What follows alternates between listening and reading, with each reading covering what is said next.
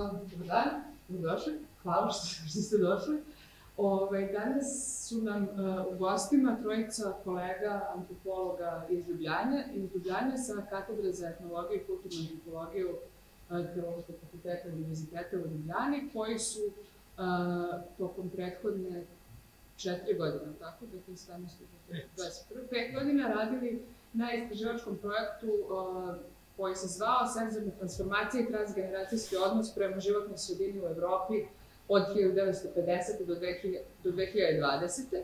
I oni će kroz 3 kratka zapravo pojedinačne izlaganja predstaviti neke od nalaza svojih istraživanja koji su nastali tokom tog projekta. Sa nama su danas Rajko Muršić, redovni profesor na Odeljenju za antropologiju, Blaž Bajić i Sandi Abram. Ja ih ne bih nešto duže predstavljala da bismo imali što više vremena zapravo za razgovor sa njima. Što je meni posebno drago, pošto to svi znate da stalno smaram ove stvari, i sad napokon se dovelo još ljudi koji rade slične stvari, da znate da nisam izmislila ovo što radim. Tako da, evo, izvolite. A ovdje će biti vremena i da... Dobar dan, želim svima. Ja ću pokušati predavati na srpskom, ako će to biti moguće, pošto mi se čini da ne mogu ni predstavljati da ne govorim na srpskom u Beogradu, pošto sam dovoljno star da sam naravno govorio taj jezik. Ali kad nemaš praksu za nekoliko decenija, stvari se malo promene, tako da ću pokušati više ili manje improvizirati. Ja sam upotrebio stari izraz za koji mislim da čak bolje upotrebljavati nego senzorno, znači čulna antropologija, senzorijalno etnografsko iskustvo. Na kratko ću predstaviti šta smo mi radili u ekipi i kasnije ću više ili manje se dotići nekoliko metodoloških pitanja o tome kako radimo i zašto je etnografija kao praksa još uvek vrlo interesantna i veliki izazov, pošto se menja kroz vreme sa stvarima koje su na neki način potrebne, samo da vidim da li će raditi ili ne. Gore dole, samo da li smo već dole, da. Projekt u kome smo radili sa našim kolegama zove se Sensorial Transformation and Transgenerational Environmental Relationship in Europe. Znači između 50-ih godina i 20-ih novog veka. Moram da kažem da nikad nisam zapamtio naslov našeg istraživačkog rada, ne zato što bi bio toliko kompliciran, već jednostavno malo teži, recimo, teži kontekst tih reči je. Vodstvo tog projekta je bilo na Univerzitetu Istočne Finske, vođa je bila Helme Järvelvoma. Ona je inače muzikologinja svom strukom, ali zadnjih godina, recimo 20 godina, bavi se više kulturologijom, tako da je više u tom fazonu koje se zove na engleskom Cultural Studies, i pozvala je nekoliko svojih, recimo, poznanika u toj struci da se priključe. Jedna od najvećih grupa koja se priključila tome projektu, a radi se o ERC projektu, znači Europske unije, European Research Council, znači Evropsko istraživačko veće, mislim da je prevod. Radili smo to istraživanje u 3 gradova koji su otprilike ne baš sasvim iste veličine, ali recimo dobri za komparaciju. Prvi grad je Turku u Finskoj. Taj grad je više ili manje dvokulturan. Tamo ima dosta velika još švedska manjina, i čak i sa svojim univerzitetom, a inače većinom, naravno, finski grad. Brighton u Engleskoj, koji je manji grad, ali svejedno značajan zbog turizma. i Ljubljana koji je više ili manje nekakav zaboravljen ili čudan, recimo čudno mjesto na mapi Europe. Ali komparacija je bila moguća i komparacija je dala dosta, recimo, čak i interesantnih rezultata. Iako još nismo završili baš sa tim komparativnim vidom našeg istraživanja. Po planu bilo je od augusta 2017. do kraja septembra 2021. Imali smo kraći produžetak do kraja 2021. godine zbog COVID-a koji je na neki način malo poremetio naš rad, ali ne bitno, pošto smo gotovo sve što smo imali u planu završili do tada. Da vidim dalje. 5 godina je bio projekt i tu je sasvim na kratko što je bilo u biti tog projekta na engleskom. Znači, komparacija života, a najveći izazov samog projekta je bio kako sa perspektive sadašnjosti doći do nekih do priča koje pričaju ljudi o svom životu iz prošlosti. Znači, koliko su naše memorije osobne, odnosno lične memorije, memorije koje su kolektivno, odnosno društvene memorije, koliko su vezane na prostor i na iskustvo tog prostora u gradskom okruženju. To je bio glavni, na neki način, glavno polazište istraživačkog rada i radilo se sa takozvanim senzobiografskim šetnjama, odnosno to je bio glavni metod tog rada, a radi se o tome da idu u šetnju kroz grad dvoje ljudi, jedna osoba koja je starija i druga osoba koja je mlađa, između njih je recimo 40-50 godina razlike i oni su bili recimo socijalizovani u sasvim različitim ne samo okruženjem, već način doživljavanja prostora bio je sasvim drugčiji, pošto je sada digitalna generacija koju smo željeli na neki način uhvatiti baš u tim duelima. Po našem mišljenju ima drugčiji pristup, odnosno drugčije iskustvo prostora. Što se ispostavilo da nije baš tako, to je jedna od stvari na koje doista nismo očekivali, već je da se još uvijek dosta jasno kaže razlika između digitalnog i materijalnog, odnosno stvarnog života, ali o tome će više kasnije reći i Sandi i Blaž.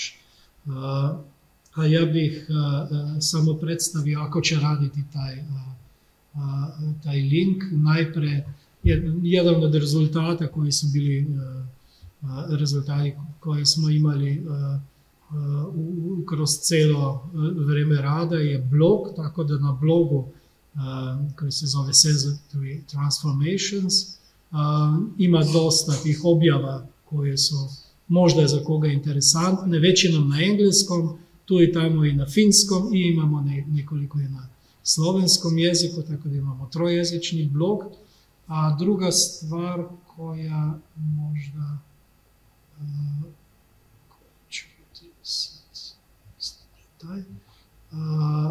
možda interesantni, recimo, ne baš rezultat, već prezentacija tog našeg rada, koja je na neki način inovativna, digitalna i tako dalje, je SENSOTRA tour. Znači, idemo u jedan, drugi ili treći grad, idemo u Turku, recimo, tako da imamo perspektivu toga grada iz 360 stupnjeva kamere.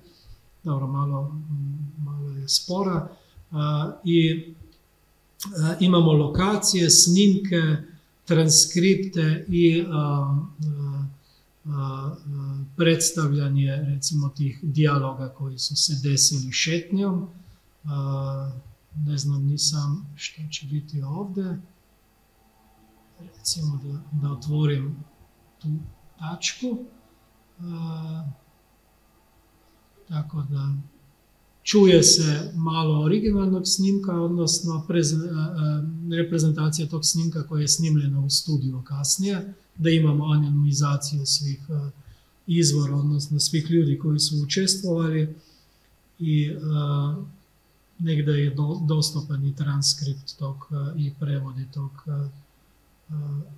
parta šetnje. Samo toliko da se vidi da imamo taj dosta dobar, dosta interesantan prikaz tih naših šetnji, odnosno građe koja je bila sakupljena na terenu. Sad ću ja svejedno zatvoriti taj dio i krenuti kao moju prezentaciju. Samo moment. Ups, malo je teže nego što sam očekivao. Sad smo tu. Sad ja ću na kratko, na neki način predstaviti razloge zbog kojih sam ja kao istraživač na području antropologije. Mene inače zanima pre svega muzika i sa muzikom povezane stvari u životu nekoliko generacija, tako da mi je to bilo na neki način malo dodatna aktivnost, nešto drugčija od dosadašnjih. Znači imali smo vrlo različite varijante tih aktivnosti koje su nas interesirale i rekao sam da smo upotrebili kao glavni metod senzobiografske šetnje. Ta analiza i sinteza pamćenja iskustva bila je nekoliko teže, tu smo upotrebili program Atlas TI za taj tekstualni dio svih tih priča, odnosno građa. Što se tiče čula, mi smo pokušavali sva čula na neki način upotrebiti, odnosno ukazati kao na zašto su značajne i kako možemo dobiti rezultate, ali ispostavilo se da baš čulo ukusa najmanje prisutno u tim senzobiografskim šetnjama. Uopšte ne znam da li smo ikad išli u restoran ili nešto slično na tim šetnjama, bar ja nisam. Šetnje smo radili u različitim periodima dana, tu sam samo vam prikazao dve od tih prezentacija koje smo već imali u duhu te SENSOTRE. Noću, danju, kišom, vetrom, kad je bilo vrlo vruće, kad je bilo vrlo hladno i tako dalje, ulicama, a i u parkovima i u drugim prostorima. Imali smo i nekoliko šetnja i sa psima i tako dalje, tako da je bilo vrlo interesantno. A što se mene tiče kao metodologa, inače ja predajem i metodologiju na našem odeljenju, izazov je bio baš taj kako na novi, drugčiji način, kad imaš već na neki način kod sebe tu ideju da znaš sve, da na neki način vladaš svim tim tehnikama istraživačkog rada na području antropologije, znači etnografskih pristupa, i odjednom imaš jedan novi eksperiment i jedno novo iskustvo i sam. Tako da sam trebao reflektirati svoje vlastite poglede na etnografiju kao takvu. I naravno to se desilo za vreme kada nisam bio sam u tome, odnosno naša istraživačka grupa nije bila sama u tome. Tu negdje od kasnih 90-ih u 2000-ima, a naročito posle 2010.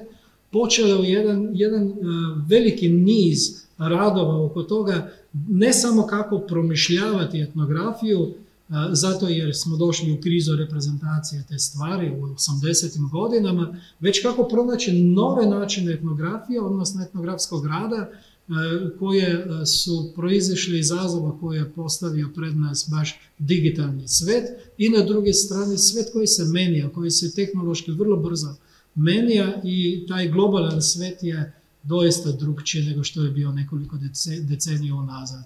Tako da je izašlo baš u prošloj dekadi, izašlo je nekoliko knjiga koje su bile baš u vreme kada smo počeli sa našim radom, još su bile u radu same te knjige koje se tiču baš tog rada koji uključuje i šetnju, odnosno pokretne metode, recimo, da kažem tako. Tu je jedan kraći broj tih publikacija, možda među najinteresantnijim za mene je baš zadnja, Walking Methodologies in a Modern Human World, Springa i Truman, a isto tako i Culhane i Eliot, drugčije načine etnografije, imaginativne, odnosno predstavne prakse i kreativne metodologije. To su na neki način stvari koje su zaista nove, sveže, koje daju sasvim nove perspektive na naš rad, odnosno dolazimo do nekakvih konceptualnih ivica same etnografije. Recimo već kod Taylora u tom znamenitom, odnosno vrlo poznatom zborniku iz 80-ih godina o izazovima etnografije. Etnografija nije samo nešto kao izvještaj o racionalizovanom pomeranju sa percepta na koncepte, počinje i završava se konceptima, ne perceptima. Ona ne niče u percepcijama, nije najprije u vidu, te nije u podacima posmatrama, već u zapisu, u beleženju. Je sredstvo iskustva. Tako da iskustvo kao takvo je postalo ono veliko pitanje 80-ih godina i na koji način se možemo sa iskustvom na neki način ići naprijed. Znači, govorimo o tom znamenitom, odnosno zborniku koji je izašao 86. pisanje, odnosno pisati kulturu. Znači, šta sve imamo u vidu kada govorimo o tim, recimo, nesvakidašnjim, odnosno, jesu svakidašnji, ali do tada ne baš glavni delovi etnografije. Na neki način pripovesti priča, to su životne priče, usmena istorija pojedinaca koje smo na neki način, i bilo je vrlo teško izabrati te parove za šetnju. Malo manje smo dobili svih tih pisanih izvora od njih, raznih dnevnika i pisma. Mislili smo da će toga biti više, ali nažalost ispostavilo se da ljudi ne hrane toliko tih građa kod kuće.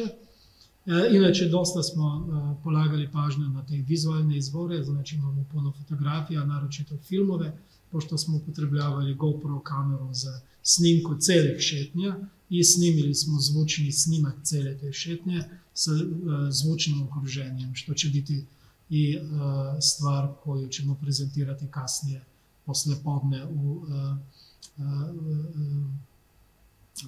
radionici.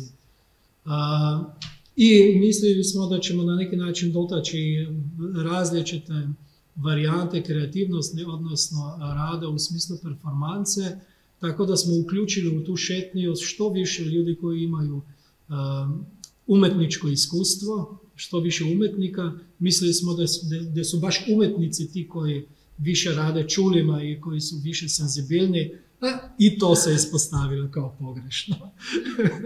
Ljudi smo isti u tome, umetnici nisu ništa naročito specijalno, odnosno nemaju drugčiji način percepcije. Tako da poslije te krize reprezentacije, recimo jedan od tih kolekcija etnografskih priloga iz različitih disciplina, Robena i Sluke, došlo je do toga, dobro, imamo u etnografskoj građi puno toga, ali svejedno još postoji mjesto za čulnu etnografiju čula. Tako da jedna od stvari je da etnografija, odnosno praksa antropologije, odnosno antropološka praksa svih istraživača na terenu ima više veze sa čulima nego sa samom klasifikacijom i na neki način sa prevođenjem tih čulne percepcije i tako dalje. Tako da što se ispostavilo kao bitno je da se na neki način stvori nekakav prostor izvan, odnosno van diskurzivnog reda, odnosno van priče, odnosno narativa. Što se toga tiče, isto tako došli smo u jedan paradoks.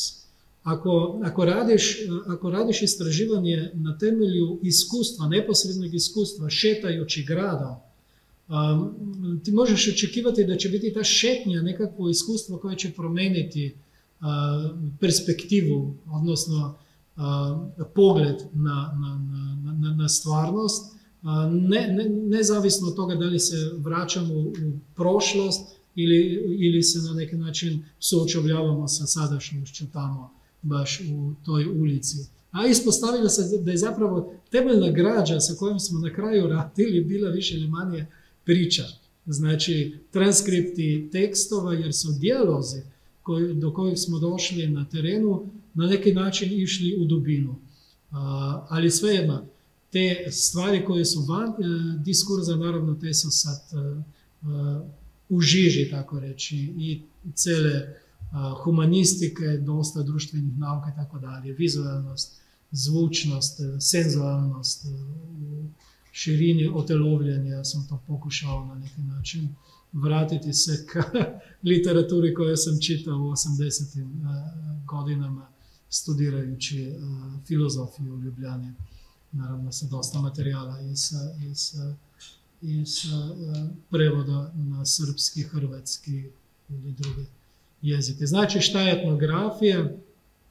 Pre svega je lično, personalno. To je naše lično iskustvo. I lično iskustvo koje je iskustvo, ujedno iskustvo drugih ljudi. Ne? Lično i društveno. Što je značajno za recimo pomeranje etnografskih praksi u zadnjim decenijama, isto tako je saradnja sa ljudima, tako da dajemo napred tu saradničku dimenziju. I u tim kratkim varijantama etnografije, eksperimentalne etnografije koje smo radili, ispostavilo se da je ta saradnja na neki način bila nekako jasna, odnosno uspostavljala se i sama. Dobro, isto tako je hermeneutički pristup i kreativan i konstitutivan pristup tu u celini. I na kraju, što je vrlo značajno je, nisu umetnici ti koji su dosta specifični kao surađivači u istraživanju, već pristup, način na koji istraživamo, koji na neki način otvara vrata i više umetničkim praksama nego što smo mislili pre toga. Što se tiče same senzualnosti, naravno, delezovska varijanta, delezovska paradigma je danas postala dominantna ili nije jedina, srećom. Znači imamo tu zajedničko osnovu iskustva, ritmičko jedinstvo čula koje nije cerebralno, racionalno ili reprezentacijsko, već je na neki način više ili manje kolektivno iskustvo. Tako da taj sam osjećaj nije polisemičan, već je polipiričan, znači različito ga doživljavamo mnoštvo različitih telesnih interakcija, pokreta i opažanja, tako da je telo sad u žiži na neki način u središtu našeg, kao sredstvo istraživanja, odnosno istraživačko sredstvo, isto tako kao i polazna tačka i krajna tačka našeg iskustva, nekakav vektor znanja u smislu okona. Jedna ideja mi je bila dosta interesantna da sam stavio i na tu prezentaciju sa mudre thick participation, ako imamo thick description, tu vrlo poznatu varijantu definicije samog antropološkog istraživačkog rada kod Clifforda Geertza, ovdje imamo thick participation, znači zgušćeno, na neki način zgušnjeno učešće u životu. Ili radikalno čak, ne, učešće. David Howes, koji je na neki način najznačajniji antropolog u čulnoj antropologiji, rekao bi da je to na neki način participant sensation, ne znam da li sam to dobro preveo, učešćeno osjećanje, mislim da je tu negdje, nadam se da je u redu prevod. Znači, dolazimo na kraju do te više čulne etnografije, antropologija koja je, znači, multisenzorna antropologija koja na neki način, na novi način tera nas da razmišljamo o našem znanju, odnosno o tome što možemo u celini saznati o ljudima, odnosno u životu u kome se na neki način nalazimo. pisanje, shvaćanje, komunikacija, dijalog i tako dalje, znači reči, još su uvijek primarna stvar sa kojom operišemo, ali način na koji mi shvaćamo te reči nije više isti, recimo da kažem na taj način. Tako da, naravno, sva tehnologija koju imamo na volju, odnosno koju možemo upotrebljavati je na neki način menja našu percepciju, odnosno stvarnost.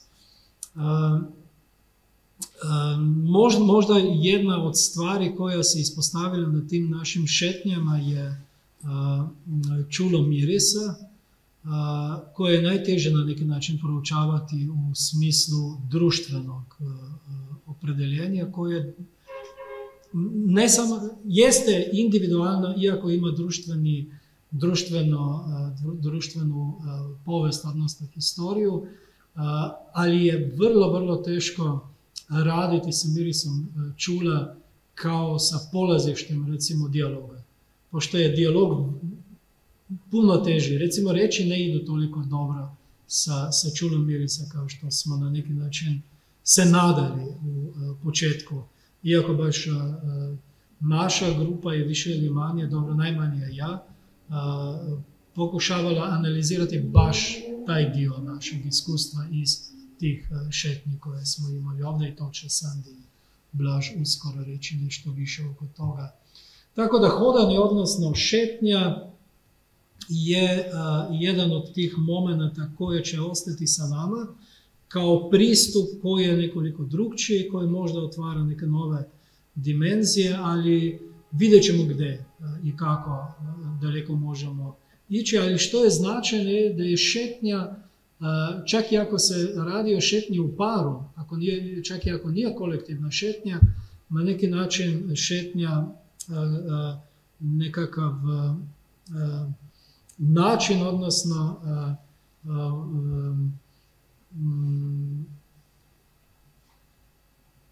možda mogu upotrijebiti izraz alat toga da se usaglašavamo sa drugima. Znači, društvenost kao takva se rađa kroz takve aktivnosti kao performansa šetnje kao takve. I hodanje kao metod, znači, uvijek otvara više čulni način tog saznavanja i poznavanja.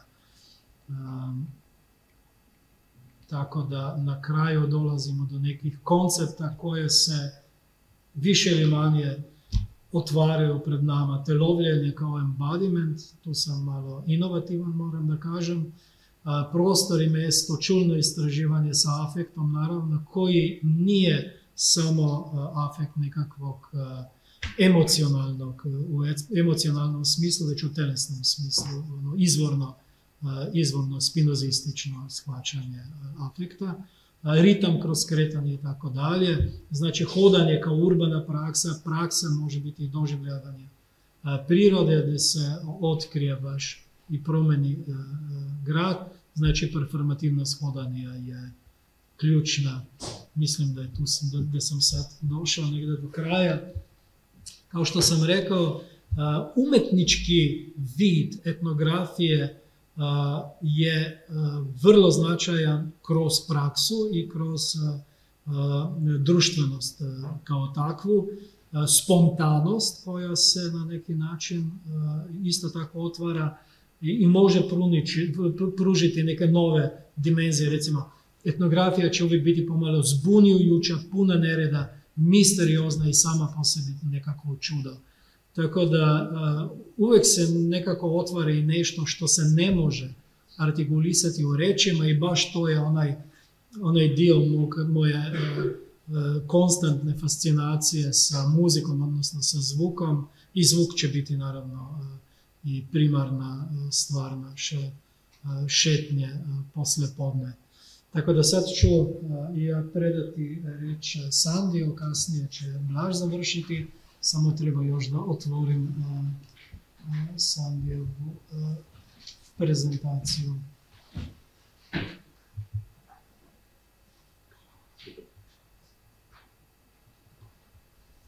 Hvala. Okay, so I'll switch to English, but then I'm looking forward to having the debate in any of the languages, just easier for me. So first of all, I would like to thank Sarah for the invitation. It's a great pleasure to be here and to have like this double format. So presentation of the work that we've done in the past 5 years, and then also later more hands-on concretization through the workshops. So I'll start first by presenting myself. My name is Sandy Abram. The title of my presentation today is Sensobiographic Approach to the Transformation of Urban Atmospheres, of course, in the case of Ljubljana specifically. In a way, I would like to pick up a few topics, especially the topic of walking and the method of walking, and try to contextualize this method in a broader sense and how it developed, how it can be categorized, and how also the Finnish team, so concretely the PI, developed this sensobiographic walks, where it was influenced, and so on. The second, basically the reason why I'll take more time on this walking methodology and try to explain it and so on, is basically the workshop that it's following this lecture. So hopefully, yeah, some of you will also be present there. So this will be the start. Then I'll try to kind of outline these urban transformations that happened in Ljubljana in the past 15, 70 years. So specifically the various regeneration projects and in the light also the increased touristification on the city. So I hope some of these insights will also resonate in some fieldworks that are done here. And I'll try to then also present few of the narrations from participants, especially younger participants, that kind of verbalized through various senses these transformations and this pressure of the increased tourism industry. So first of all, as I said, I would like to start by presenting you urban walking as an aesthetic tool and a research tool and aesthetic practice. Here, basically, I'm picking up the categorization proposed by Bates and Rhys Taylor from 2017, and they proposed two strands. The first one is the so-called philosophical theological strand, and the second one so-called sociological historical anthropological. And I'll try to add like this third one, an experiential artistic aesthetic in a sense. So I'll be mentioning a few names, few movements in the sense. First of all, in the first stand, walking basically seen as a central to the production of philosophical and theological knowledge. It's also seen as a mediative practice through which one can arrive at rational and meaningful thought. So they're basically following here the classic Greek peripatetic school, Enlightenment, then other philosophical thinkers that use walking or used thought through walking, such as Nietzsche, and as well as the Christian tradition of prayer walking, Buddhist walking mediations, and even dreaming in the Australian indigenous communities. The second strand, though, it's more of recent date, is grounding walking in walking practices as performed by others, but also performed by researchers, such as scholars who question the power and resistance. So here, Michel Desserteau comes to mind, then, and as a social activity in the modernizing cities, such as Goffman, Simmel, and so on. But the third strand, I could add the third strand in which walking is taken as an experiential, aesthetic, artistic practice. And here I'll help with Francesco Carreri's book that identifies basically three turning points in the 20th century in which walking in urban space became appropriated by artists, art practitioners, and so on. So the first one Dada is surrealist, second one, letterist international, then situationist international, and the third, minimal and land art. So just briefly, in the 20s, Dada organized the so-called visit excursion to banal areas of Paris with the intention of reclaiming urban space. These were spaces where members found dreamlike, surreal, and unconscious experience of walking, which became later known as the ambulation.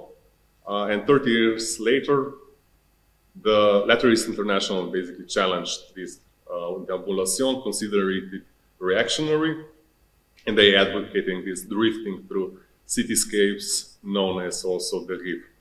So this aesthetic political momentum. And the successors of the Letterist, the situationists, transformed the technique of the riff into construction of situations. So obviously Guy Debord comes to mind, even interestingly enough, with his call, for psychogeography would be read today and taken or defined today as a research into urban atmospheres. So worth again to reread his introduction to the critique of urban geography. So the third event, turning point, in which walking played a central role in artistic practices, emerged in the second half of the 20th century, along with related issues of environment and ecology. Minimal artists and others begin to use walking as a form of intervention in nature. On the other hand, land art practitioners began to explore the relation between art and architecture through walking. For example, to mention Richard Long, that used walking to intervene in grass by making a path, by rewalking several times the same path, or Robert Smithson is another name here. And to this historical account of Carrieri, I can add a fourth event where walking as an aesthetic practice morphed into a tool for the inquiry of urban space. And this time, art and acoustic environment were the cornerstones of rethinking and redoing walking. This was basically in the 60s, early 70s,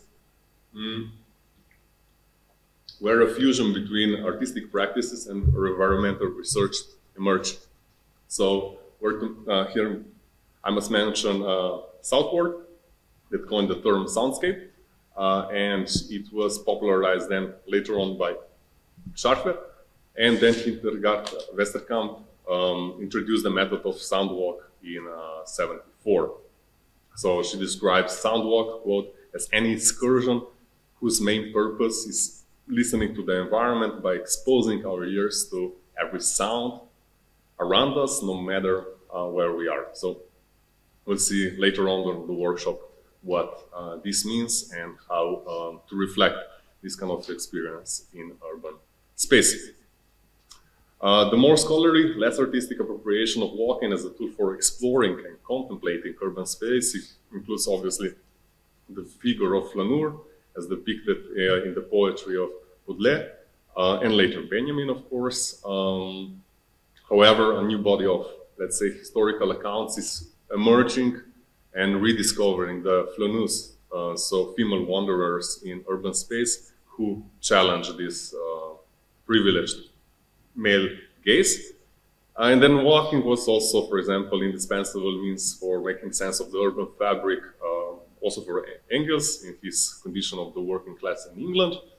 And last but not least, Marcel Mauss considered walking as a valid research topic already in his techniques of the body. So he discusses walking against the understanding of the body as the utmost and essential instrument of human beings. So exemplary are here his discussions of dressage, or training, and also these autoethnographic vignettes from his military service and soldier marching and so on. So basically, the body as a research tool, especially walking as a research method, resurfaced in the last 2 decades in numerous paradigms of social sciences and humanities. So walking as an ethnographic research tool and the idea of ethnographer as walker have since been established as common, sometimes even privileged practice in anthropological fieldwork. So this was already mentioned before. But I would like to conclude this presentation of the, let's say, pioneers of urban research on foot by mentioning also Kustenbach, that in 2003 published an article about the go-along method, a method that was then later picked up and reformulated in various other methods, walk-alongs and so on. So, in other words, locomotion and footwork were considered as a new starting point for the study of perceptual activity, as was already mentioned before, and this call to develop novel, mobile methodologies in ethnographic research, also that would capture the often evasive sensory experiences. And how would they do that? By immersing the researcher's body and also participant body in this, as was mentioned before, fleeting, mobile, multiple yet local, practical, social and material reality. And out of, this influence, also the sensobiographic walks emerged. So I will not explain them more in detail.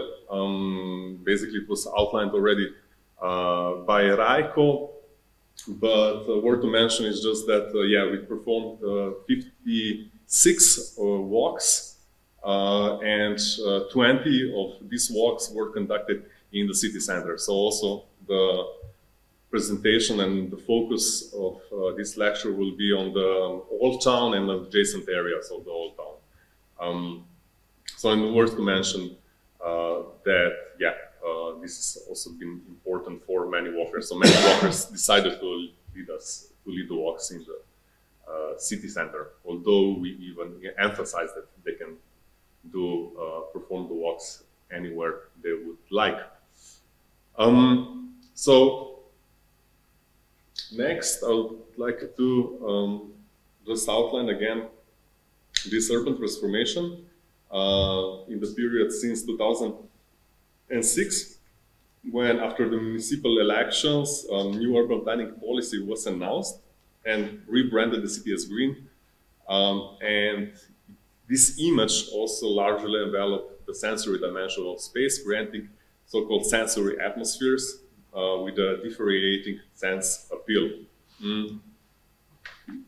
What it means in practice, that there were a lot of and extensive restructuring works that included streets, parks, roads, embankments, and so on, especially in the Old Town and, as I said, adjacent areas. The Old Town became a car-free zone in 2008, and what it meant that this pedestrianization of the center was in the process of giving smooth space, and these remodeled streets on one hand open up new ways of walking, and on the other hand they reduced walking spaces on the behalf of private enterprises. So bars and restaurant terraces opened up, for example. In terms of perception, for example, the pace of the movement in some parts of the Old Town had to come to a complete standstill. So bar and restaurant terraces on rented public spaces were cases in point. So these commercialized patches of urban space are now reserved for most of the tourist season as areas of gustatory, visual and oral enjoyment. So there are a few examples here on one square that hosts a public open kitchen, they call it. So similar, so after some regeneration of a given space has been completed and freed from motorized traffic, the space was redesigned and physically remodeled to accommodate cultural, sporting, and other types of events and even mega events. So the revitalization not only promoted walking over motorized driving, but also moved events to the streets previously used by vehicular traffic. So on the upper right hand, you have the main square that was used by cars, now car-free since 2008, as I said. So this is called thematization, that turns all forms of leisure and culture into events, stages a series of projects, and I would say also atmospheres, with profit margins and ideological hegemonic status, ultimately leading to the transformation of public spaces, how it's felt, also into private and privatized spaces. And also this eventization and pedestrianization, so both processes, were promoted under the guise of, as I said, revitalization discourses, practices, regeneration, and so on. But this actually conceals also a particular language of urbanism that is sensible to, let's say, the somatic perception of everyday life and sensory properties of space, the so-called sensory urbanism. But I don't have really time to go deeper there, so maybe for the discussion later on. Maybe a brief overview. Again, another type of event is on the left bottom corner, which shows the climbing contest over the Ljubljani river. So public renovation works were also paralleled with the growth of the tourism industry. So here I have two figures just to kind of present you the growth of the tourism industry in the past decades. So on the left, you have the growth of foreign tourist arrivals from the 80s to 2020. And well, it's not really visible, but there are basically two significant declines and a drastic drop. So you can imagine this drastic drop, what it caused, the drastic drop. But the first one is after the independence of Slovenia. And then here you have the global recession that affected the number of foreign tourist arrivals. On the other hand, right hand, you have the average annual price for apartment per square meter in Ljubljana in the period 2005 to 2020. And I want to continue by another figure.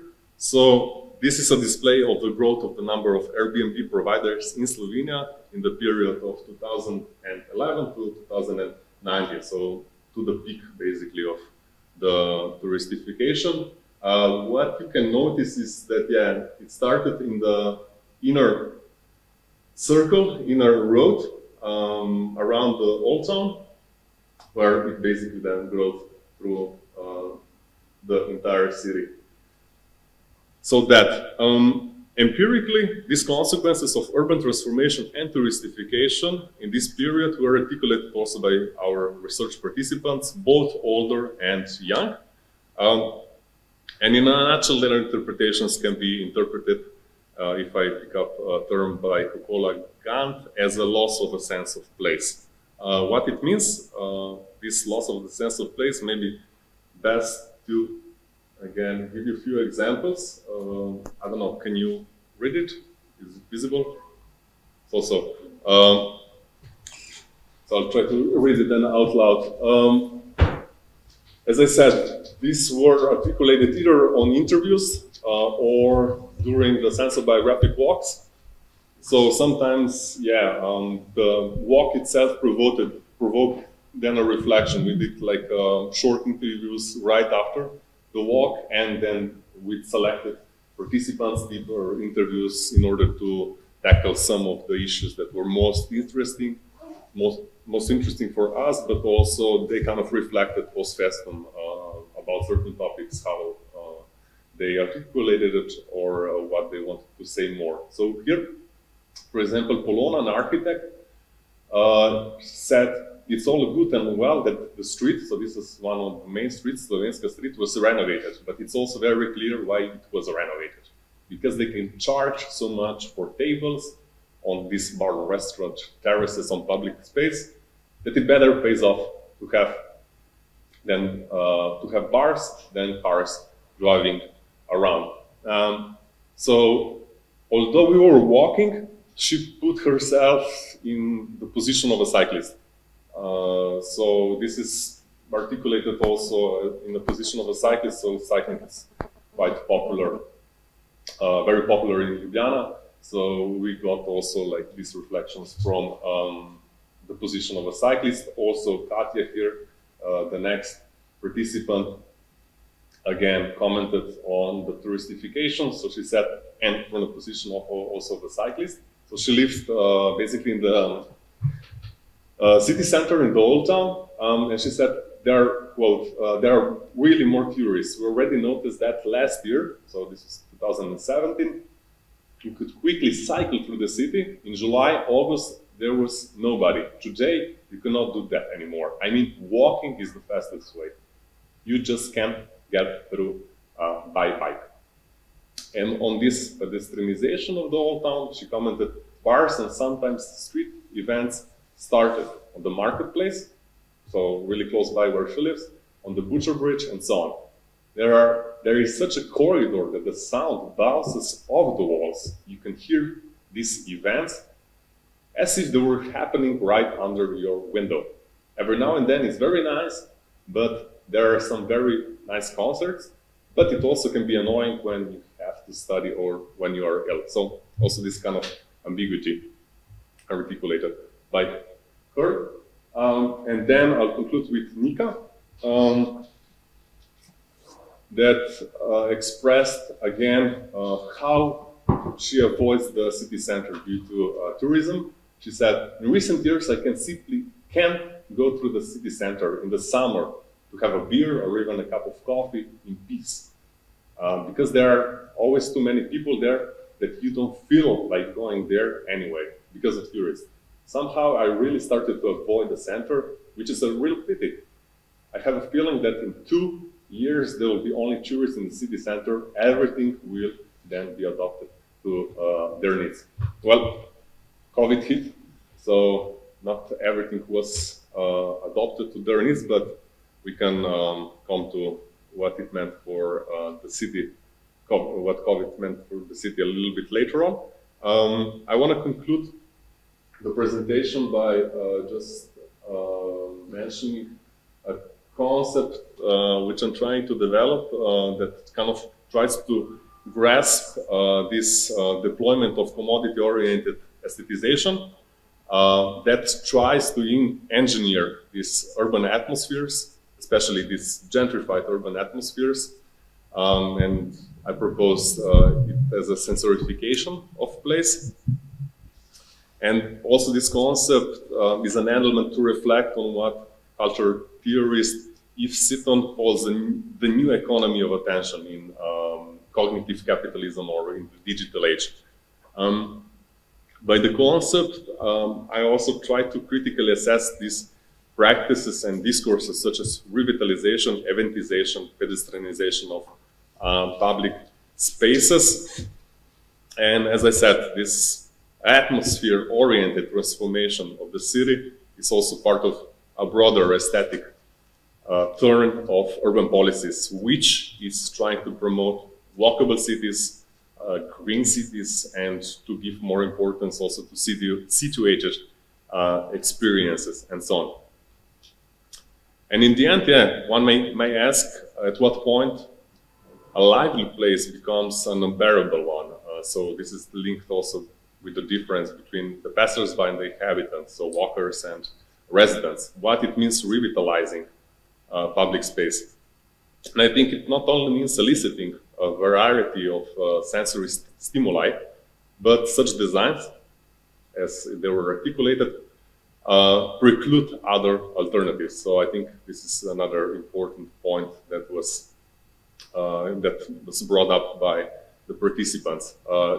It helps to unveil how this preclusion, sometimes even the physical, violent eradication of alternatives, is perceived by the people. It manifests in the sense of alienation. So this law, again, to reiterate, so this law sense of place is not anymore a metaphor, but becomes a concretization how the physical creation of upscale, gentrified urban atmosphere can generate a new urban sensorium, to use Gune Wardena concept.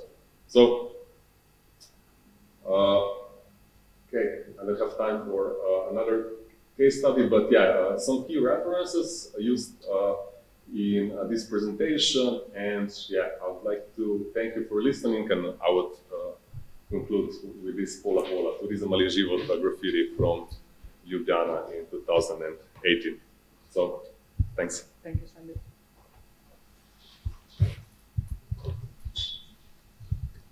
Yeah, and I will give the word, of course, to Blaž. Okay. With the next presentation. Yeah, Thanks. Also.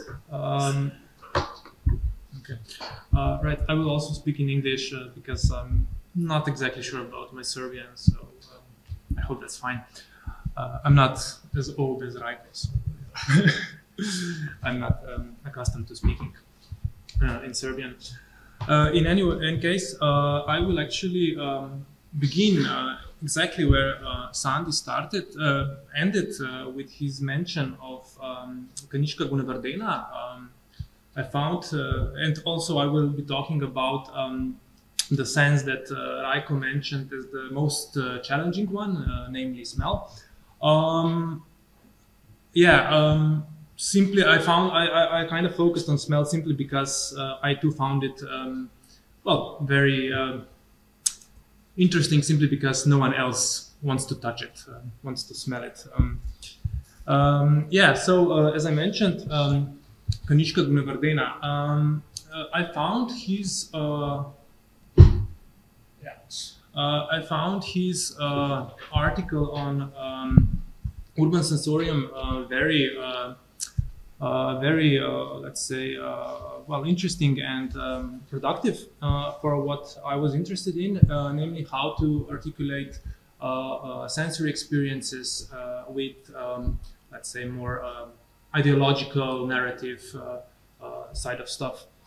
For the time being, I will just leave this quote, which I found really quotable, up on the display, and just give a short, let's say, outline of how this presentation was originally structured and how I'm going to present it today.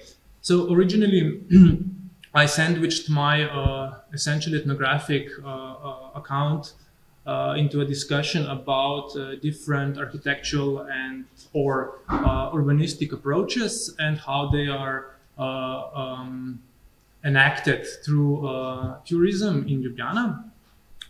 My principal focus was the work of Mirko Zardini, who proposed the idea of sensorial urbanism as a way to kind of develop sensory aspects, multisensory aspects of urban space. And of course, by emphasizing multisensorial aspect, it means that it's not only visual, but also tactile, gustatory, and also olfactory, which is particularly important for us. And what I claim, to make a long story short, is that what he's actually proposing by developing new sensory urbanism is to develop a new urban sensorium.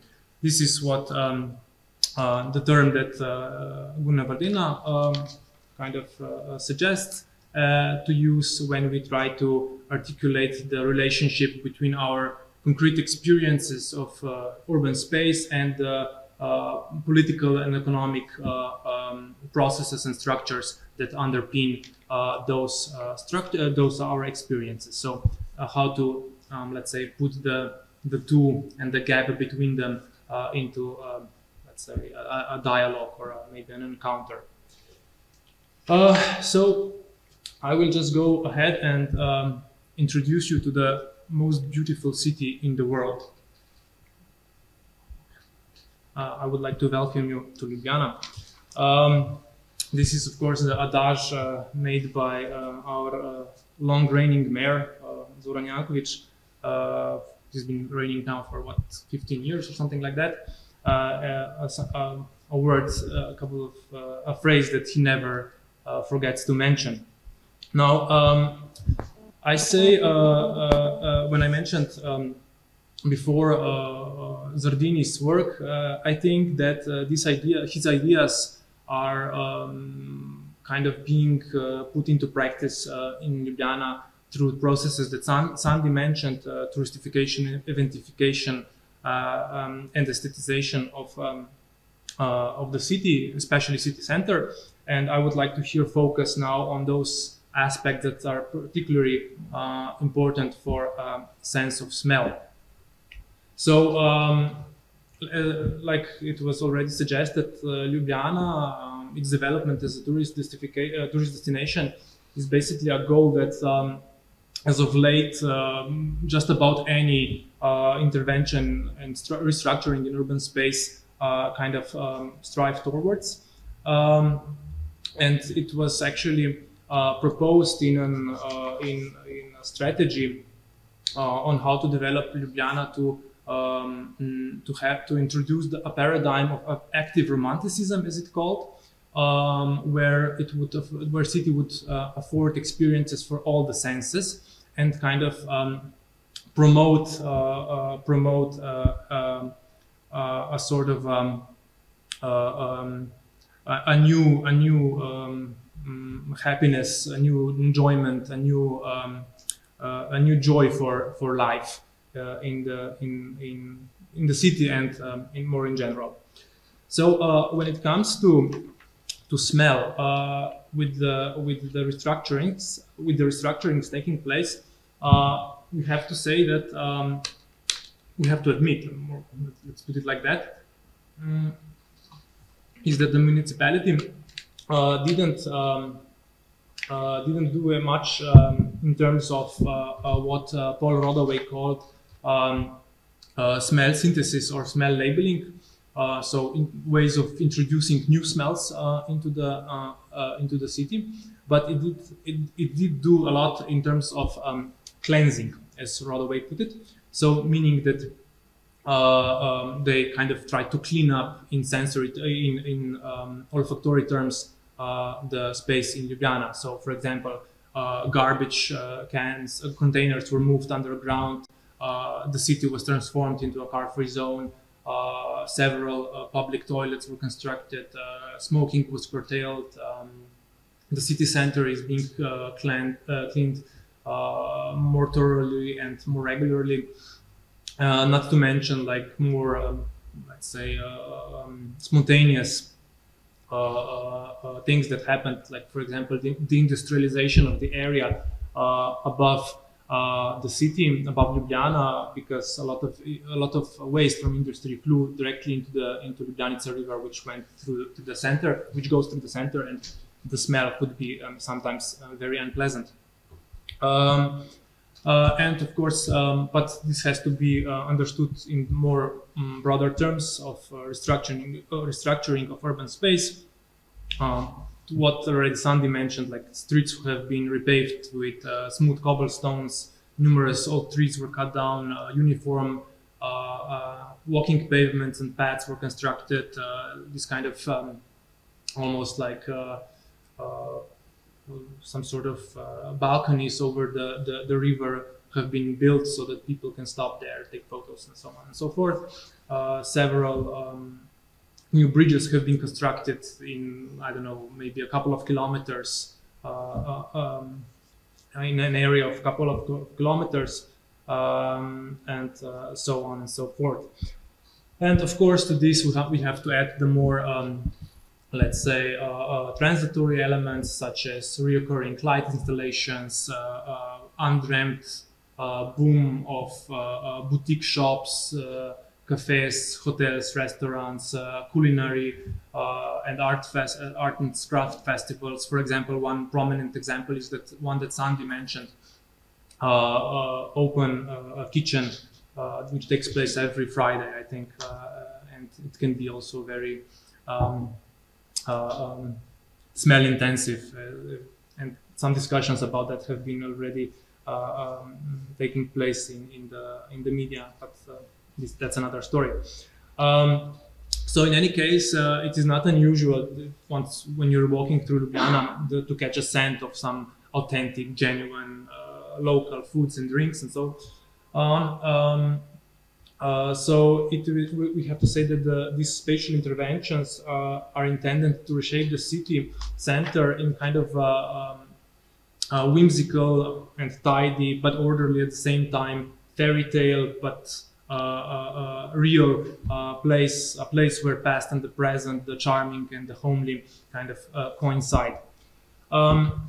So these newly revitalized, clean spaces entertain people with a well-crafted combination of architecture, art, craft, sound, and even smell, as Stephen Fjellman put it, apropos not Ljubljana, but Disney World.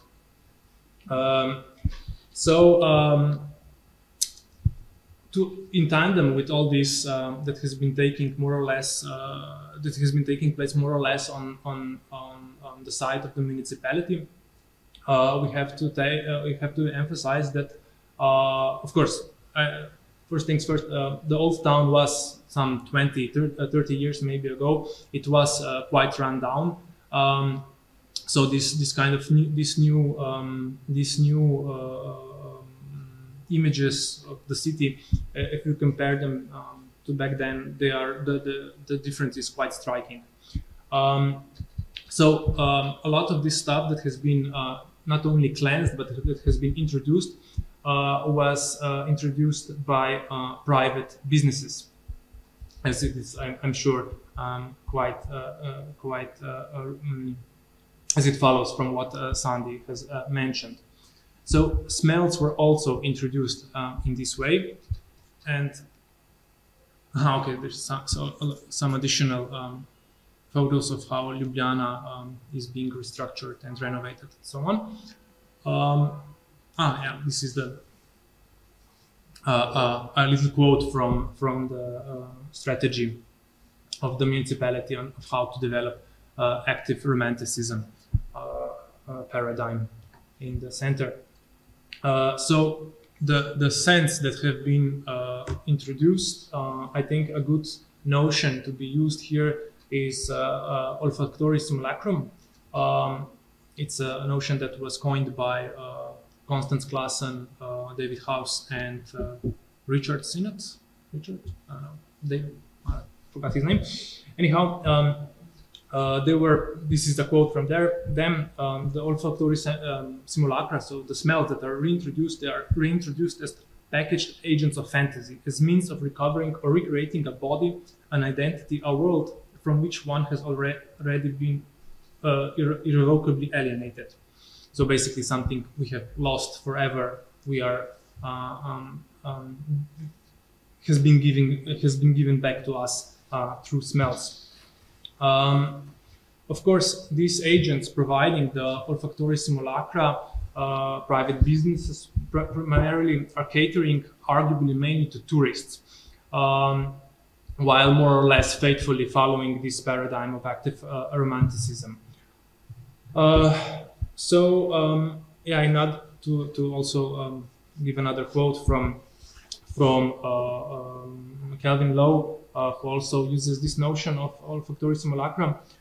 It offers an embodied encounter with the nostalgic past, providing an aesthetic platform that freezes time and smells for the capitalist consumer. So, in this sense, to sum up, Ljubljana city center is becoming a place where it is harder and harder not to sense like a tourist, meaning to see, hear, touch, taste, and smell the city as an immersive, multisensory spectacle. I will return to this issue in a moment, but first, through two different and quite contrasting ethnographic vignettes. But first, I would like to just present how I kind of became interested in this topic. Because like other stuff that I have been doing in this project, everything has been kind of stemming from our ethnographic fieldwork, the sensobiographic walks that have been already mentioned. So yeah, this is it happened during one of our tests, and these are a couple of images from one of our first walks. These were taken not in the city center, but at our department and the surrounding area. So anyway, during one of the walks, the three of us, we were walking alongside one of the embankments on the Ljubljana River, a very popular tourist hotspot. When we all of a sudden noticed a very strong smell coming from one of the ventilation nozzles by the pastry shop. So it was a very sweet smell. We of course started to discuss whether this nozzle was pointed towards the street on purpose or just by accident, because it really functioned in that way that scents were projected among the people, and you would kind of instantly want to have some cake or something to just go by, and it was almost like in that movie, what's it called? You know, the guy where the guy has the glasses that can decipher the reality behind. Sorry. They live. What? They live. They live. Yeah. When he can see obey, buy, and stuff like that, it was here like, but with smell, similar thing. So anyway, of course we couldn't discover at that moment whether this nozzle was designed in that way on purpose or not, but the point is that it did function in this way. So anyway, a couple of days later, of course, yeah, this is the nozzle. Here in the lower part of this window. Yeah, a few days later, someone informed me that she walked past by the same stop, and she said, "Yeah, I noticed this smell. This is the smell of Zmajčkov boutique, or Little Dragon's boutique of splendid desserts, to have a full name in English." I'm sure, as some of you know, it was quite a popular Ljubljana-based pastry brand that was really big in the 80s and early 90s, especially because they kind of were able to get some sort of a deal done with the state, so that they could sell their pastries to schools and to certain public offices and so on. So everybody knows them. And nowadays, Zmajčkov boutique has become kind of an important object of nostalgia. Other pastry shops are referring to it either in image or we have songs written about the Little Dragon, and I don't know, I guess also about smell. I honestly can't confirm this one. But the interesting or maybe paradoxical thing is that this kind of smell that we saw in this picture, this kind of smell is mainly it targets mainly tourists, or often people too young to remember Zmajčkov boutique. So what we are then witnessing is effectively a production of nostalgia without memory, as Padrai described it. And I would say that also many other agents of touristification in Ljubljana kind of do this similar, if not the same thing, when they market past or present places from near or far, ultimately Ljubljana itself, in their businesses. Yeah, so now to kind of see what other people have said about smell, nostalgia, and some other related topics. So in discussions of the sense of smell, I think two themes are quite often highlighted. The first is its connection to remembering, and particularly to nostalgia. And while all senses are considered purveyors of memory, very few seem to reject the idea that smell, in particular, possesses a rare evocative power. And here I would like to only add that so what is sometimes forgotten is that this is a very culturally and historically specific idea dating back to the 19th century, as again Klaas and Sinet and Haus have emphasized. But anyway, despite this, maybe precisely because of this, olfactory memory is considered to encompass a vividly embodied and affective, that is to say, aesthetic aspects.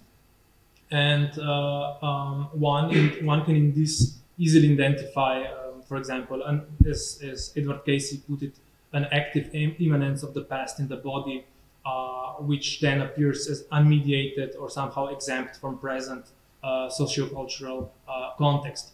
But as Nadia Sremitakis noted, sensory memory in general, I think we have this one also on the PowerPoint,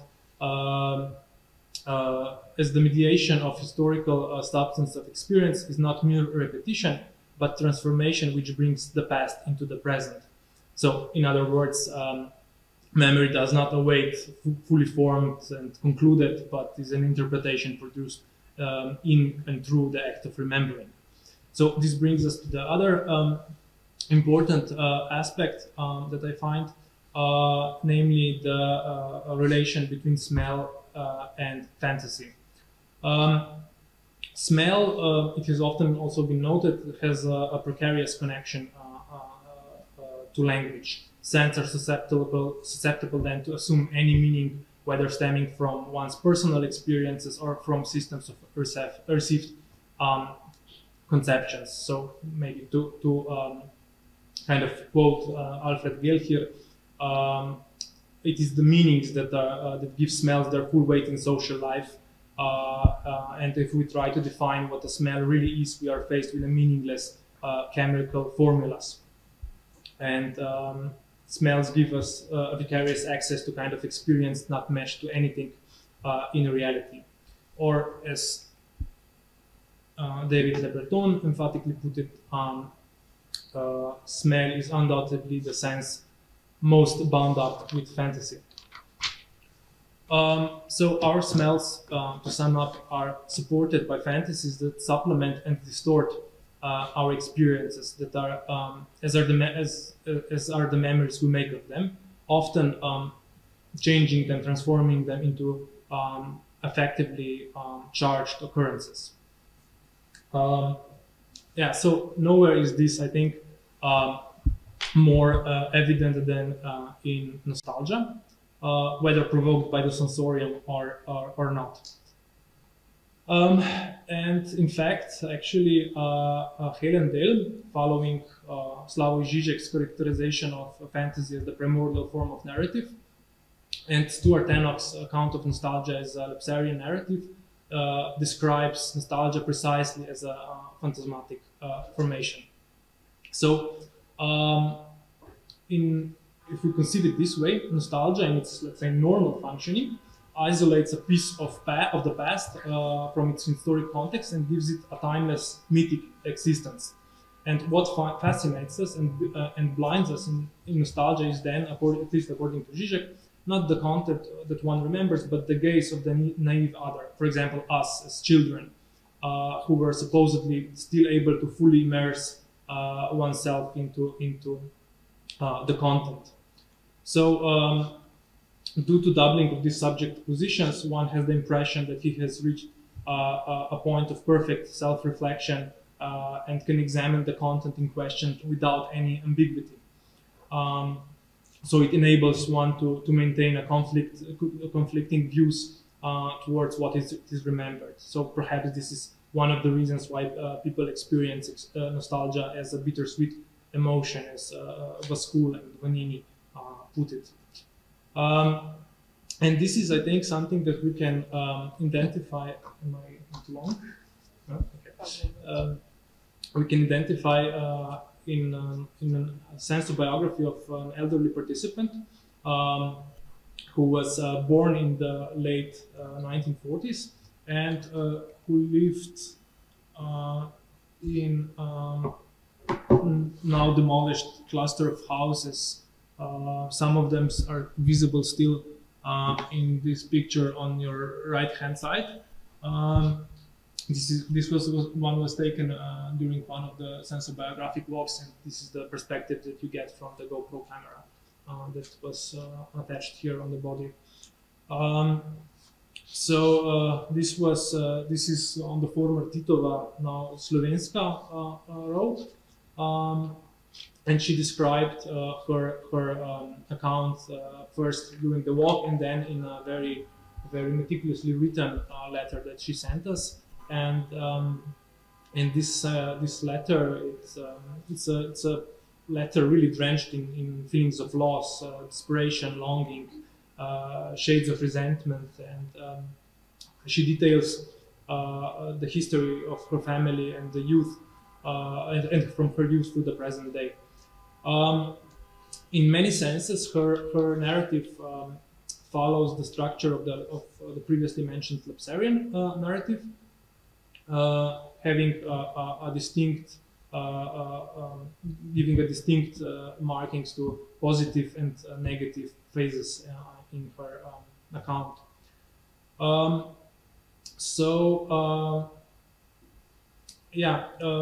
The reason for the fall in her account was, of course, has to do with consumerism and destructive politics sometimes. In any case, she described her youth in this way, saying that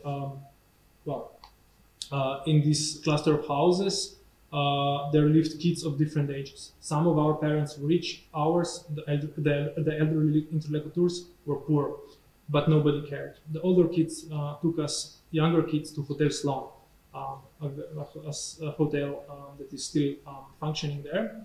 And there, at the entrance, the cook would bring us cuttings of cakes. This is what, of course, this is called the whole citation from her. So, describing the cakes, she says, "These were the sweetest. For me, these cakes were the best in the world." And actually, in the previous picture, sorry about this, when she has her hand like this, I didn't know about that one. When she has her hand like this, like here, she's describing and showing how they were eating cakes like this. So it was a nice image, I thought, to have because of that. And she continues, "Meat was present only on Sundays. I never ate yogurt. I drank only milk. Milk was packaged in glass bottles, and it was better than it is today. In fact, it smelled so pleasantly, which is something that I, in these times I live in now, miss very much. Sometimes my mother got visits, and she brought me along to the store in the underpass of Nebutičnik, the only skyscraper in Ljubljana at that time. There, already in the front of the store, I smelled coffee. It smelled of coffee. They roasted it and grinded it as it was needed. Sometimes my mother would buy 5 decagrams of coffee, 10 decagrams at the most. Today, I miss the smell of coffee. When in Klagenfurt, I can find such a store, but not in Ljubljana. Now there is enough coffee, but it doesn't smell nice." So here, the remembered smells, particularly the smell of milk and coffee, together with lack of these smells in the present, function as a gateway to moments when, thanks to the naive gaze, everything was, so to speak, right in the world. Such a framing suggests that elements singled out in the narrative mitigate or even conceal the troubles of the surrounding scene, towards which a critical distance is nevertheless retained by the elderly interlocutor elsewhere in the letter and during the sensobiographic walk. And moreover, such a narrative reveals a desire for the purportedly lost naivety, with which one could easily bypass and suffer the impasses. And even if apparently trivial, the change in smell and taste of milk and coffee points towards a serious existential predicament. Said foodstuffs are imbued with personal history and significance, stemming from an emplacement in a life world and relations with others which have now disappeared. But contrary to Nadia Srematakis' suggestion that by displacing original foodstuffs by mass-produced ones, memories are also displaced, I would argue that at least here, new milk and new coffee that have displaced the old seem to, despite this difference, this sensory difference, remind us of what and who was lost. And moreover, it was in the midst of what is now gone that the participant formed a certain sense of self, which has, insofar as the self is always an intersubjective formation, likewise disappeared. So the coffee that doesn't smell right reminds one of who once one was, in her own gaze and the gaze of the presupposed other, but is not anymore. So what this interpretation of normal nostalgia, based on this distinction between the content and the gaze, also suggests is that remembering is not merely in the service of interpretation that constructs a continuity of self, as Vascoul, Vanini, Lowe, and many others maintain, but also an interpretation according to which the self is divided between the past and the present, between the naive other and the present I. So if by normal nostalgia I mean the kind of nostalgia that we are normally accustomed to speaking of, simply put, a way of remembering the past, I would like very briefly, because I'm already too long, just mention that we have also had, maybe we can discuss this a bit more during our conversation, is that we have also had a very interesting example of nostalgia for the present, or maybe something that could exemplify nostalgia for the present, or armchair nostalgia, to use a Padorais term again, is where coffee is used to kind of enable an attitude very similar to one that's just described, but that does not relate to a period in the past, but a period in the present. Namely, an example of one younger interlocutor and her descriptions of how she and her friends socialized over a cup of coffee in what she describes as a private, hidden, but very cute cafe shop on Bavarski Dvor, which is one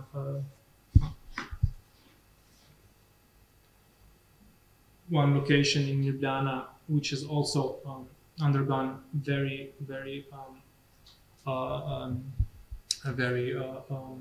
marked changes in the last couple of years.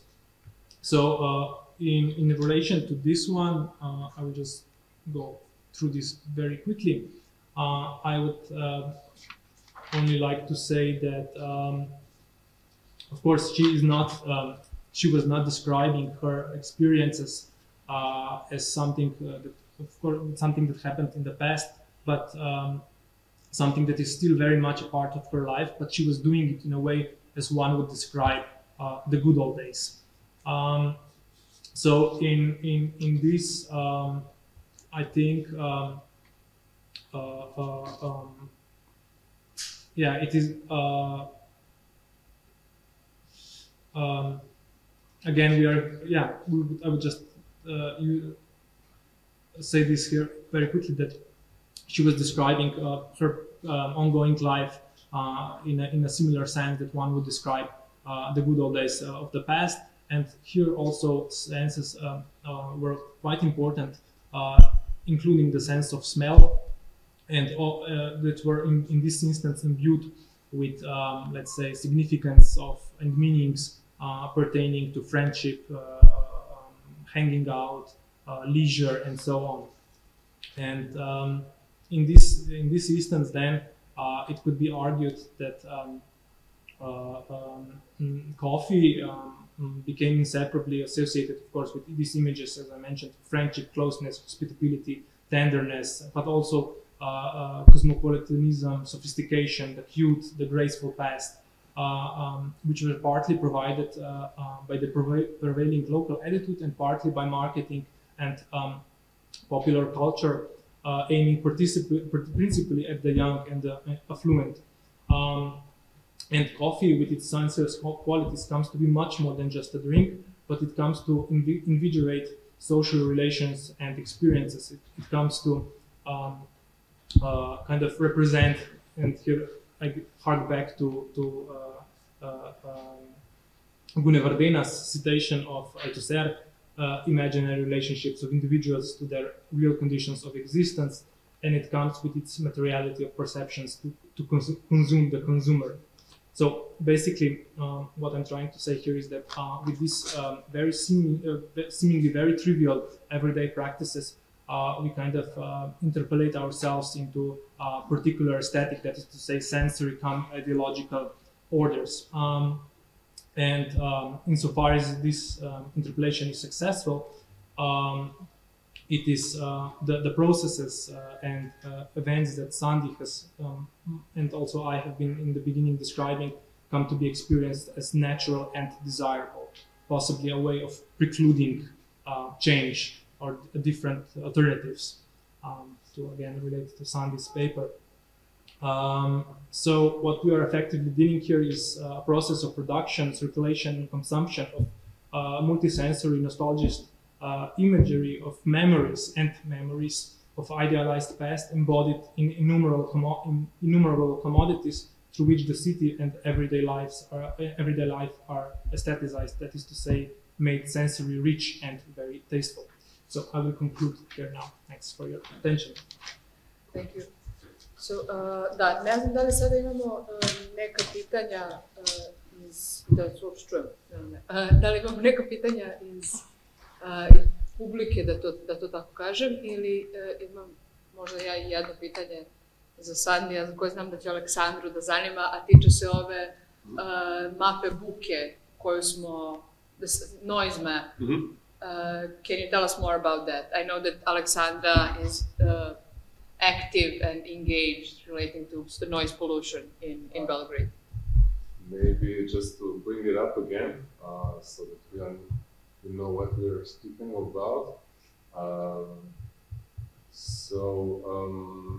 Yeah, I didn't present it because I didn't really have time to say more about it, but so this is the noise map of Ljubljana. It wasn't done by us, it was part of one project mapping certain areas of Ljubljana and the effect of noise, and this is basically the result of this report. So if I'm correct, it was also paid by the municipality to make, but what can be noticed here is basically, yeah, that the location of the old town, right? So the green color here, basically the noise intensity increases by certain colors. So the colors in green and yellow, they're more quiet areas, and then going on to orange, red, brown, purple, blue, and so on. And you can see like the effects of various noisemakers, so to speak, and how also various areas of Ljubljana are affected by noise. So here is the old town pretty much, around the castle, and this is the outer road circle, and also you can find close by the rail tracks. So as I said, I use it just as an example to bring up what how they also not just eradicated, as Dash was saying, the various smells, the smells that might be bothering, but also how they excluded some sounds. And I didn't really have time to explain it more in detail, but the sounds, for example, one of these young participants that was living in the old town, she said, okay, they canceled, or there is no more noise produced by cars in the old town, but now you have, and it was replaced basically there's this inversion going on by tourist-produced sound, whether from crowds, whether from imbibed guests, so there are bars around it, or by these events on daily even occurrence in over there. So yeah, and this kind of map also in a way distorts this narration. So I think again, it's important to contextualize it in also what the participants were saying. So I don't know. Yeah, you have more questions about the map or noise. I don't. Okay, thanks for the question. I don't know if, da li imamo još pitanja ili možemo sada da... Teodora. I will speak in English so all can understand me. Yeah, I'm also anthropologist and ethnologist, and this method of sensory walks is familiar to me for a very long time, like for the past 8 years, because when we were like bachelor students, we had some guests from Canada, from University of Alberta, and one of the students who was actually living in my house, she was doing these sensory walks with me, like I was the subject of these walks, and she was also doing like all kinds of, let's say, research methods which are much more artsy than like the classic ethnography. And it's very interesting, and I did some experiments with her, etc. And the question of sound and like is something that has always been interesting to me, also because like I am very musical, etc. And I come from a family of musicians and everything.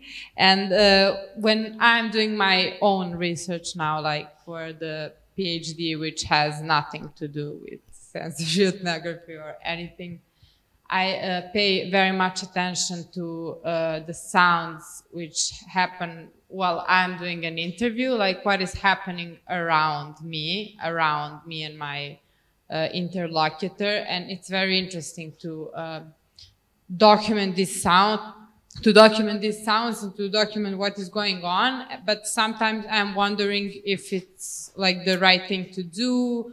Does it sound too trivial? But these things can really sometimes disclose some really things that you wouldn't get only if you're transcribing what your interlocutor is explaining to you. So I was wondering, when you were telling us about your interviews and sensory walks and everything, how did you transcribe all of these sounds that are not coming out of your interlocutor's mouth, but are in a way important to document the context of the interview? And like, did you do that at all? Did you put that in a text, in transcript? And how did you do that? And what did you do later with that? Yeah, that's my question. For anybody.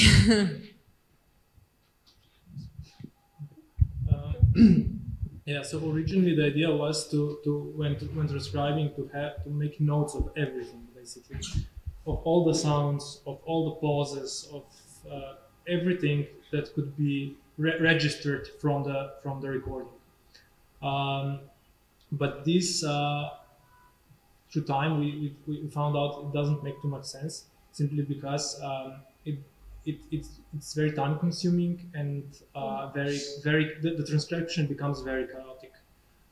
So then we decided to kind of trim down on what exactly is noted in the transcription, to kind of put only the significant pauses and to mark only the noises or the sounds from the environment that one can, let's say, reasonably claim that have influenced the conversation. So that was the kind of the guideline. But here I have to add that while we did transcribe some of the material, we had help from the students. So what is significant and what is not significant then came down a bit to their judgment. But still, I think we had, the students were clever enough to identify the right stuff, I would say. Can I continue? So basically, what I did in my work with the interviews, so yeah, first of all, we realized after 2 interviews that it was basically not just it didn't make sense, but it was so time consuming that we rather have like the transcription of what the participants said, and then this was kind of like an anchor, let's say, where you could find pieces or some things that might be worth looking into. So you then basically took this textual anchor, let's say, to re-listen the original recording, either taken by the camera or by the audio recorder. So if I ask myself like whether there is more to it, you know, or is it worth to consider in the analysis or in the text again? So I think like here, for example, Blush case was exemplary from the still shot from, you know, when the older participants like gesticulated how she picked up these pieces. I think these like small things might be worth considering, but in the case of sounds, for example, for one older participant, I analyzed how this motorization of Ljubljana happened after the Second World War, because he was living in a street nearby that was basically becoming one of the inner circle roads of Ljubljana, and due to heavy traffic, also the family moved from that micro location. And when he took us to that street, well, if you read the interview, kind of dull, right? So you don't get like these layers, let's say, of narration that are still were present. So inspired by one article that is written by the Finnish team and also Raiko entitled The Street, so maybe Raiko can tell more about it. I did like environmental noisescape composition. So I took all the what the participants said out, what we asked him out, and stick all these small pieces together during this patch of walk. Basically, it was like, I don't know, 500 meters. So you could see here basically how even today, you know, this is one of the main roads, how sound affects the way basically how it declines at the beginning, and when you make a turn, when you're present there in the street, it's really loud, and then when we go to the park, you know, it becomes quiet again. And but even like when analyzing the material, you can see like these small triggers, you know, that for some might be smell, you know, they change the narration, or might be even sounds, you know, like, I don't know, a siren or something. And, you know, it took them to another narration or in another direction. So this was like this also kind of spontaneous moments that didn't just like happened out of the blue, but you can see them in the recordings, various recordings. So I don't know, like maybe, right, and more about this article, this relationship. Dobro, ja ću dodati taj dio. Znači, sve naše šetnje su snimljene osobito sa zvučnim snimkom. Recimo, relativno dobra kvaliteta, tako da svaki može uzeti taj snimak. Ti snimci su sad se nalaze u arhivu finskih društvenih arhiva, mislim da je finski društveni arhivi, odnosno društvenih podataka. Tako da su više ili manje otvoren dostup do toga. Tako da smo mi uzeli 2 snimka i to je bio više ili manje eksperiment u radu, baš o tom članku The Street, sa mlađim kolegama iz Finske, Sonjom Pölönen i Juhano Velelejnenom.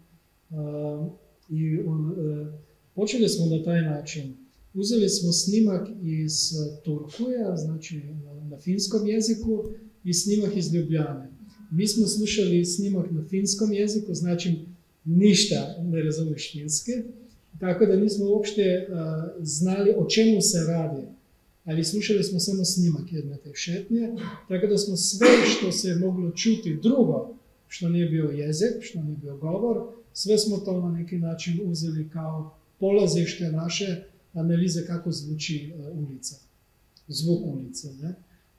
Tako da smo uradili, ja sam uradio jedan taj snimak iz Finska, oni su radili jedan snimak iz Ljubljane i dali smo zajedno to dvoje i na neki način učinili nešto treće, nekakav mash up svega ukupno i poslije smo napravili analizu kakav je zvuk, kako se čuje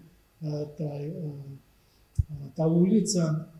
I što se mene tiče, taj eksperiment bio je dosta zanimljiv zbog toga jer uvek kad mi slušamo snimak i razumemo reči, znači reči postaju primarne. Ali kad slušamo snimak šetnje u kome ti ne razumeš o čemu ljudi pričaju, priča je sasvim drugo. Ne? I to sa obje strane. A ulica ima svoj zvuk. Prosječna ulica, recimo u Turkuju, prosječna ulica u Ljubljani i prosječna ulica čak i u Beogradu, jako zvuče sasvim različito kad ih slušamo, ali ti zvuci su univerzalni, više ili manje, zvuci prometa, zvuci ljudi i tako dalje. Tako da, što sve ne tiče, to je dosta interesantna stvar i uživao sam u tome da smo napravili baš taj pismeni eksperiment. Mogu slati taj članak. Thank you so much for this wonderful lecture that three of you held for us today. My background is in legal studies and criminology, and as a researcher of this institute, I'm focusing mostly on issues related to theory of social control, including studies of care. And when focusing the phenomenon of noise, I'm mostly interested in the social context of noise. So, as Sara mentioned, I'm also an activist involved into noise protection efforts and, whatever. But I'm interested to learn whether you have noticed that sonological competence plays any role in your research. You just mentioned that there is a difference in competence, quote unquote, when you can actually understand the language or not. But apart from the language part, is there any difference? And to which extent that could actually attribute a value to our experience, both personal and social? Thank you.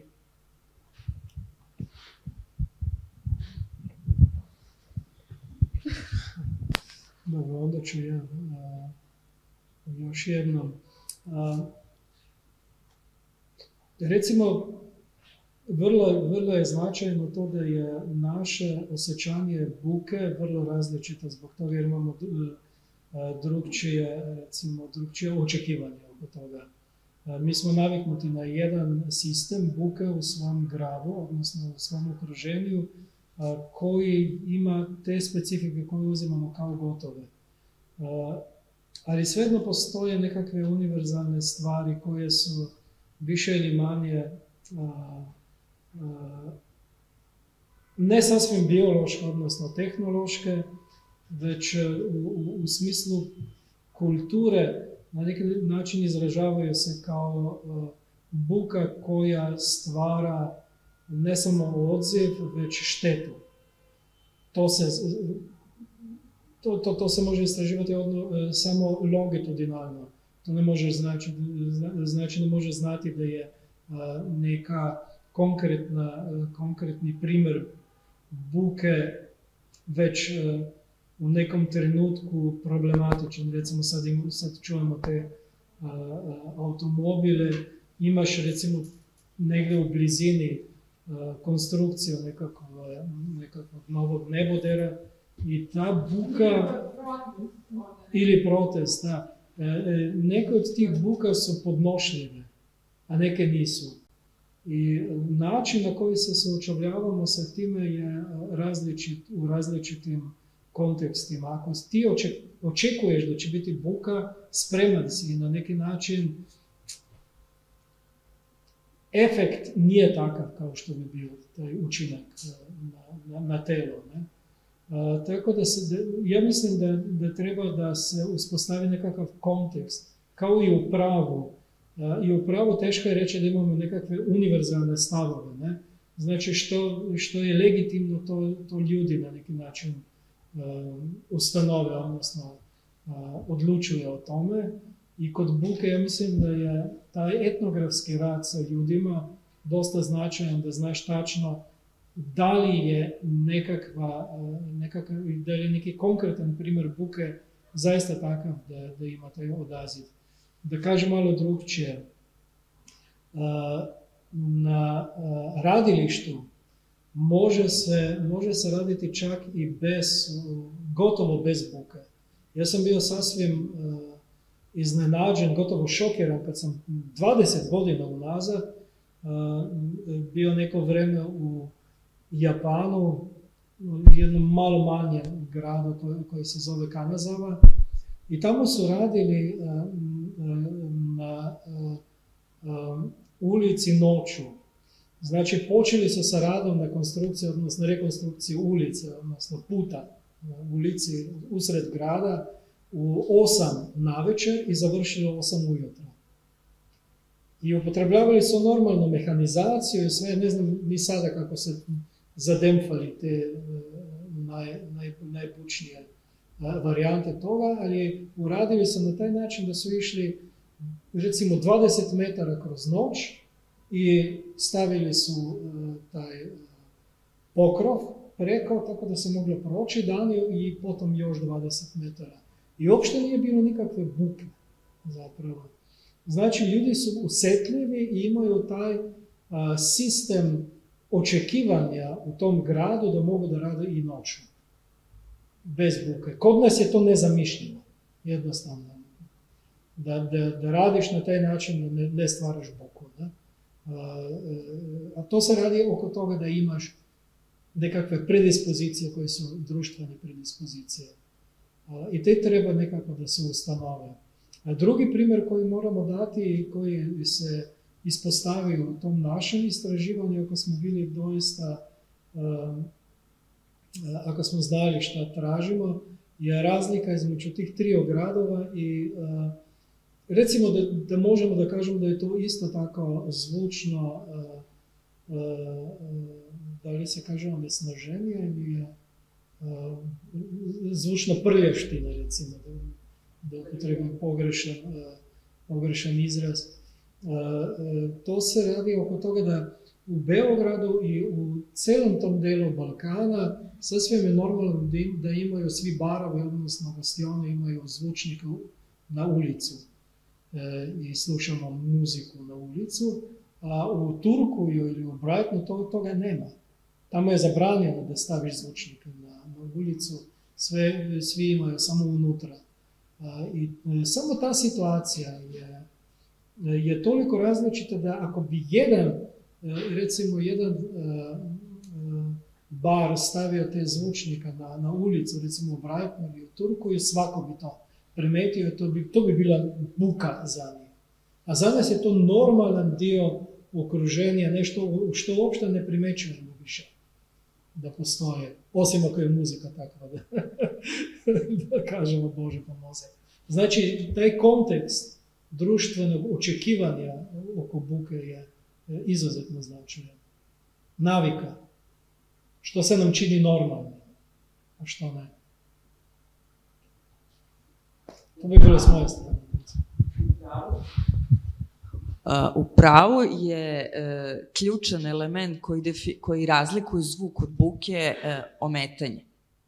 Znači, ako nas zvuk ometa u nečemu što radimo, to je onda buka, jer mi kad idemo na koncert slušamo svakako zvuk koji je vrlo intenzivan. Da, i to uživamo u tome, ali nezavisno od objektivnih parametara uticaja buke na naše zdravlje, koji su recimo postavljeni na nekih 120 decibela i šta ja znam, važno je to, mislim, otac ekoakustike ili akustične ekologije, Kanadjanin Raymond Murray Schaffer, je govorio o toj sonološkoj kompetenciji kao veoma važnoj za transformaciju, da kažem, naših urbanih ambijenata. I u tom smislu je važna sonološka kompetencija jer nam otkriva u stvari celokupan naš soundscape, zvučni pejzaž. Pa u tom smislu, evo, vi ste sad pomenuli dva ključne elementa, intenzitet, ali i dinamiku zvuka koji u stvari u totalitetu čine naše iskustvo zvuka, to jest definišu granicu spram buke kao ometanja i nečega što ugrožava naša prava. Hvala. Hoćemo onda da se sada zahvalimo i pravimo pauzu pred popodnevne radionice. Da. Hvala vam mnogo. Hvala što ste se odazvali pozivu i hvala svema. Milane Glas.